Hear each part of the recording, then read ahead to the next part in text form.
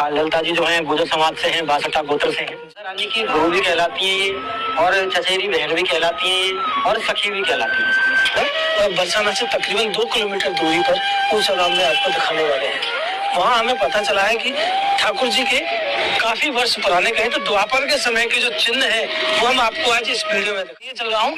राधा रानी की प्रिय सखी ललिता सखी का विवाह जो ठाकुर जी के साथ, यहाँ पर ललिता जी का विवाह भगवान श्री कृष्ण से हुआ था।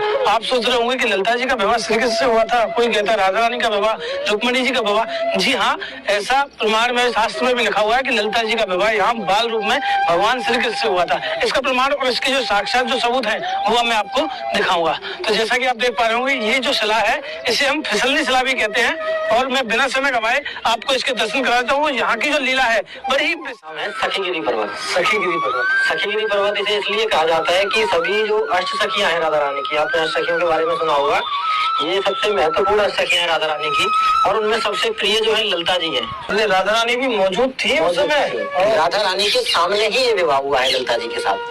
2 बजे यहाँ बारात आती है, यहाँ पर 12 बजे यहाँ बारात आती है। ललिता जी का जो विवाह होता है वो इस जगह पर। अच्छा, मतलब ठाकुर जी और ललिता जी यहाँ जहाँ इस जगह पर विवाह होता है। देखिए उसका एक नियम है कि वो साल में एक ही बार निकलता है। अच्छा। ठाकुर जी के विवाह के समय, जो कि ठाकुर जी के पास इस विवाह को पढ़ने का सौभाग्य हमें प्राप्त होता है। ललिता जी के वंश के पुरोहित कहलाते हैं। पीढ़ी दर पीढ़ी हमारी जो बड़े बुजुर्ग हैं, वंशज हैं, वो ठाकुर जी के समय से विवाह कराते आ रहे हैं। तब इसके बाद चरण कमल होने के बाद ठाकुर जी का विवाह ललिता जी के संग हुआ। पहले चरण तो है फिर विवाह हुआ। बिल्कुल। ललिता जी जो है गुर्जर समाज से हैं, बासठा गोत्र से हैं। जी।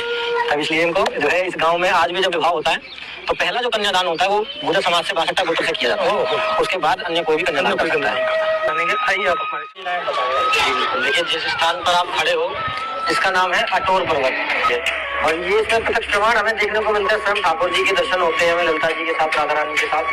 ये प्रमाण है। राधा रानी की अष्ट सखियां हैं। अष्ट सखियों में जो सबसे प्रिय हैं, जो सबसे मेन सखी है, प्रधान सखी है, वो ललिता जी है। राधा रानी की बहू भी कहलाती है और चचेरी बहन भी कहलाती है और सखी भी कहलाती है। तो ये ललिता सखी हमेशा श्री जी के साथ में रहती है। श्री जी के और ठाकुर जी के साथ में रहती है। बिल्कुल। ठाकुर जी की जो प्रथम सेवा होती है वो स्वयं ललिता महारानी के द्वारा ही होती है। ललिता जी जब तक आज्ञा नहीं देगी, जब तक ना कोई सेविका अंदर जा सकती है, ना कोई सेवा या कोई भी कार्य पूर्ण नहीं हो सकता है।